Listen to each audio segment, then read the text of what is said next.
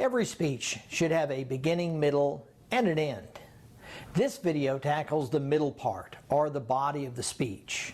I want to show you how to organize your thoughts so people can easily follow your presentation and understand what you're trying to communicate.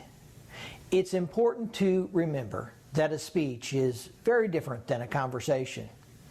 You've been given a chance to speak for a reason, and you need to be clear and memorable. People will seldom stop you in the middle of a speech and ask you to explain or repeat. And so this is why we need to organize our speech, our thoughts, well. Let's look at how to organize our main ideas, our subpoints, and the importance of transitions. We should start with how to organize our main ideas. Main ideas can be organized in 5 basic ways: topically, chronologically, spatially, causally, and problem and solution.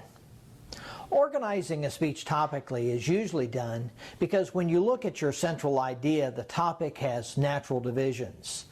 The areas are usually of equal importance, and it would not matter which area you discussed first. Many informative speeches can be organized topically. Sometimes with a topical subject, the areas you want to discuss need to be presented in a specific order. You might need to talk about the most important area first as a way of presenting your strongest point. Or you might present your strongest point or most important point last, with the idea in mind that people will remember what they heard last. The last way you might consider organizing a topical speech is with the complexity of your points.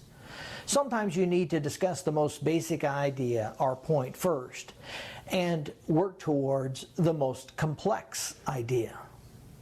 Now let's move on to the chronological approach. Organizing a speech chronologically is often used when you're discussing a historical event or as a series of events, or when you're giving a how-to or demonstration speech.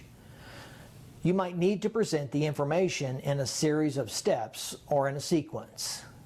The first step or point needs to be covered before you can move on to the next step or that next main point.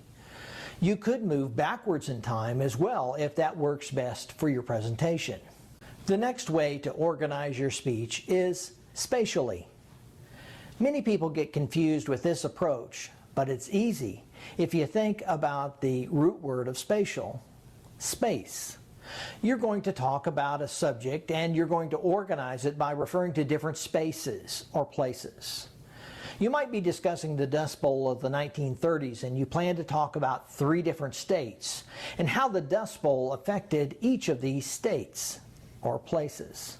Oklahoma is one place, Kansas is a second, and California is a third place or space. A fourth way to organize your speech is by showing cause and effect.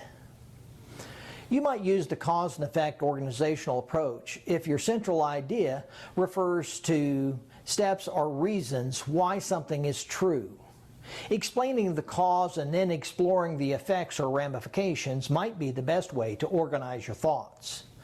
Or you might look at an effect and then examine the cause or the reason for this effect. Now there's one last way to organize your main ideas that I'd like to talk about. This last way of organizing your speech is the problem-solution method. And this is usually done when you're giving a persuasive speech. The idea is that you need to persuasively present both the problem and the solution, regardless of which you present first.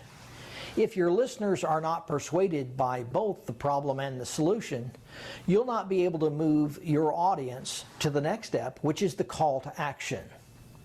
Now, in moving from the subject of main points to subpoints, we can very succinctly say that your subpoints can utilize any of the 5 organizational methods that we just talked about for organizing your main points.